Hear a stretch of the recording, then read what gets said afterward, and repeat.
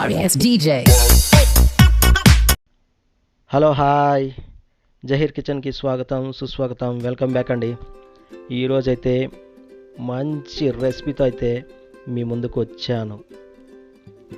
కావాల్సిన ఇంగ్రీడియంట్స్ అంతా స్క్రీన్ మీద డిస్ప్లే అవుతుంది, చూసుకోండి. ఈ రెసిపీ అయితే ఖచ్చితంగా మీరు ఇంట్లో ట్రై చేసే తీరాల్సిందే. ఫెస్టివల్స్కి ఇలాంటి రెసిపీ మీరు ఖచ్చితంగా ఒక్క ఫెస్టివల్ కన్నా ఇది ట్రై చేసి చూడండి. మోస్ట్లీ ఈ రెసిపీ వచ్చేసి ముస్లిమ్స్ మ్యారేజెస్లో కానీ ఇంకేదైనా ముస్లిమ్స్ ఫెస్టివల్స్లో కానీ ఇది ప్రిపేర్ చేస్తారు. కానీ భలే టేస్టీ అంటే టేస్టీగా ఉంటుంది. ఇది ఒక్కసారి మీరు ట్రై చేయండి. చాలా ఈజీ ప్రాసెస్, భలే ఉంటుందండి టేస్టీగా. విత్ డ్రై ఫ్రూట్స్తో, మిల్క్, కోవా, ఈ ఇంగ్రీడియంట్స్ అన్నీ యూజ్ చేసి ప్రిపేర్ చేసి ఉండేదండి విత్ రైస్తో. ముందుగా పాత్ర అయితే పెట్టుకుందాము. ఇదంతా కట్టెల పొయ్యిలోనే చేసామండి. 1 లీటర్ గీ యాడ్ చేసుకుందాం. గీ ఏదైనా సరే మీ బ్రాండెడ్, నేను పర్టికులర్గా యూజ్ చేసిన బ్రాండ్ అనే కాదు, మీ ఇష్టం, మంచిదైంటే చాలు. గీ యాడ్ చేసుకునేస్తామండి. ఇందులో మిక్స్డ్ డ్రై ఫ్రూట్స్ అంతా కాజు, పిస్తా, బాదం, ఈ మూడును చిన్న చిన్న ముక్కలుగా కట్ చేసి పెట్టుకున్నాము. స్టార్టింగ్లోనే మీకు పిక్చర్లో చూపించిన విధంగా చేసి ఈ ఆయిల్లోనే డ్రై రోస్ట్ చేయాలన్నమాట. దగ్గర ఒక 45 సెకండ్స్ మన మంటని బట్టి, మన స్టీమ్ ఎలా ఉంటుందో ఆ స్టీమ్ని బట్టి కరెక్ట్గా దోరగా వేయించుకుంటే చాలు. చూడండి, ఇలా నేను ఎలా వేయిస్తున్నాను. తీసుకునేసేయాలి, పక్కకు తీసుకునేసేయాలి. ఒక 45 సెకండ్స్, నేనైతే ఒక 45 సెకండ్స్ వేయించాను. తీసి పక్కకు పెట్టుకునేసేయండి. ఒక హాఫ్ తీసుకునేసేయండి పక్కలో. క్వాంటిటీ అనేది మీకు కింద డిస్క్రిప్షన్లో పెట్టున్నానండి. ఒక 10 మెంబర్స్ మినిమం కనేసి ఒక డిస్క్రిప్షన్లో నేను లింక్ ఇచ్చాను. దాంట్లో చూడండి, మీరు తక్కువగా చేసుకోవాలనుకుంటే. ఇదైతే ఒక 200 మెంబర్స్కి ప్రిపేర్ చేసాము. ఆ క్వాంటిటీని బట్టి మీరు చేసుకోండి. నేను కరెక్ట్గా డిస్క్రిప్షన్లో ఇచ్చినాను మీకు. ఇందులో ఈ పక్కకు తీసుకుపెట్టుకున్నామా, ఇంక ఇందులో పాలు యాడ్ చేసుకుందాం.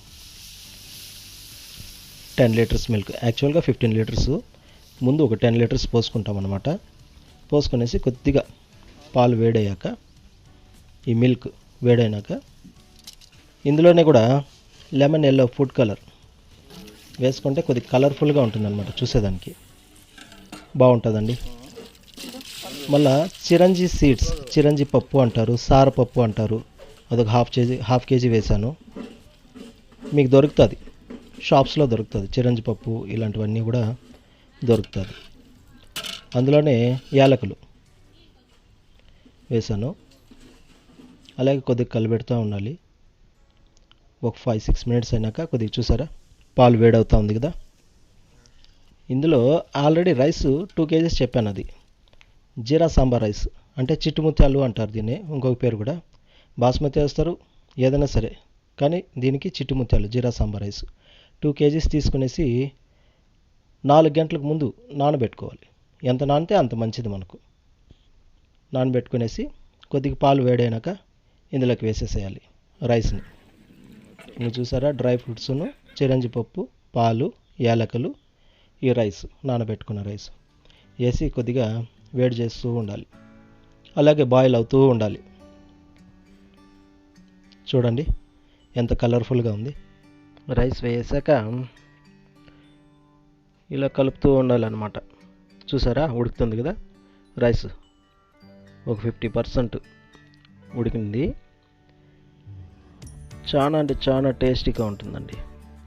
ఈ మిగిలిన పాలు ఉన్నాయి కదా, 5 లీటర్స్ తీసి పెట్టినాం, అది కానీ యాడ్ చేసేసేయాలి. ఎందుకంటే ఇది మరీ అంటే మనం చూసుకోవాలన్నమాట ఎంత మాత్రము. ఈ క్వాంటిటీని కరెక్ట్గా మెయింటైన్ చేసామంటే మనకు ఆ కీర్ అనేది, ఆ ముత్తంజన్ అనేది కరెక్ట్గా రావాలి, స్పూన్తో తినే విధంగా రావాలన్నమాట. మరీ నీళ్ళుగా కాకుండా, పాయసంలాగా కాకుండా, అలా అన్నమాట. బాయిల్ అయింది రైస్తో కూడా. చూడండి, ఇలాగే కలబెడుతూ ఉండాలన్నమాట. భలే టేస్టీగా ఉంటుందండి. సూపర్ అంటే సూపర్గా ఉంటుంది. మీరు ఖచ్చితంగా ఇది ట్రై చేయండి.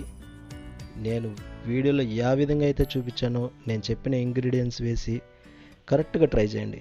రైస్ అయితే జీరా సాంబార్ రైస్ చిట్టి ముత్యాలే ప్రిఫర్ చేస్తాను నేనైతే. ఇందులోకి కోవా నేనైతే 3 కేజీలు తెచ్చుకున్నాను. ఇందులోకి 200 మెంబర్స్కి కాబట్టి 3 కేజీస్ కోవా. రైస్ ఒక 60% ఉడకంగా ఈ కోవాని యాడ్ చేసేసేయాలి. ఇందులోకి కోవా యాడ్ చేసేసామా, మళ్ళీ కలిపెడుతూ ఉండాలన్నమాట. బాయిల్ అవుతూ ఉంటుంది. తర్వాత షుగర్ 5 కేజీస్.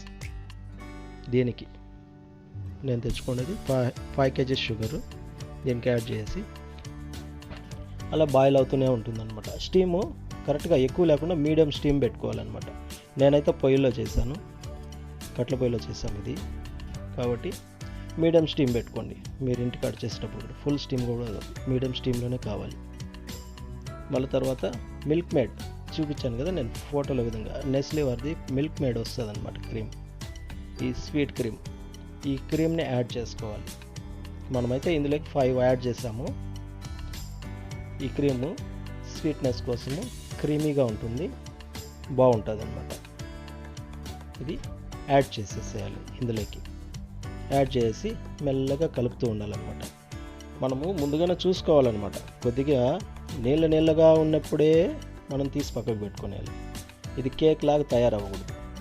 ఇప్పుడు నేను గెంటుతో కలుపుతున్నాను కదా, కలిపేటప్పుడు ఎలా వస్తుంది, ఈ విధంగా ఉండాలి. మనము తీసి పక్కకు పెట్టుకున్నప్పుడు ఇది ఒక 4 అవర్స్ అలా వదిలేసినామంటే, లేకపోతే 2-3 అవర్స్ అలా వదిలేసామనుకోండి పక్కకి, అప్పుడు చిక్కబడుతుంది అనమాట. ఇలా అనమాట, చూసారా. ఇంకా దీంట్లోకి మనము అప్పుడు తీసి పెట్టుకున్న డ్రై ఫ్రూట్స్ ఉన్నాయి చూడండి, బ్యాలెన్స్ హాఫ్ తీసి పెట్టాము, అవి ఇందులోకి యాడ్ చేసేస్తాం. మనం తీసుకునేసి పైకి యాడ్ చేసేసేయాలి. అంతే అండి. చాలా అంటే చాలా సింపుల్ రెసిపీ. మీకు నచ్చుతుంది, 100% నచ్చుతుంది ఈ రెసిపీ అయితే. మీరు ఖచ్చితంగా ట్రై చేయండి. ఈసారి ఫెస్టివల్స్కి పాయసం బదులు ఇలాంటివి చేసి చూడండి, ఎక్సలెంట్గా ఉంటుంది. పిల్లలు కూడా చాలా ఇష్టపడి తింటారు, పెద్దోళ్ళకి కూడా భలే ఉంటుంది. అయిపోయింది, కంప్లీట్ అండి. తీసేసి పక్కన పెడేస్తాం. కొంచెంసేపు అలా కొద్దిగా ఓపెన్ ఎయిర్లో పెట్టాలన్నమాట. మూత వేసి పెట్టకుండా కొద్దిగా తీసి పెట్టాలి. చూసారా, ఇలా కలిపేసామా, కలిపేసి దీనిపైన కొద్దిగా మూత మూసి కొద్దిగా పక్కకు తీసి పెట్టేస్తాం. ఎంత బాగుంటుందంటే అంత బాగుంటుందండి ఈ రెసిపీ మాత్రం. ఈ స్వీటు చాలామంది ఇష్టపడతారు, మోస్ట్లీ చాలామంది. ఇది ఇష్టపడని వాళ్ళంటూ లేరు.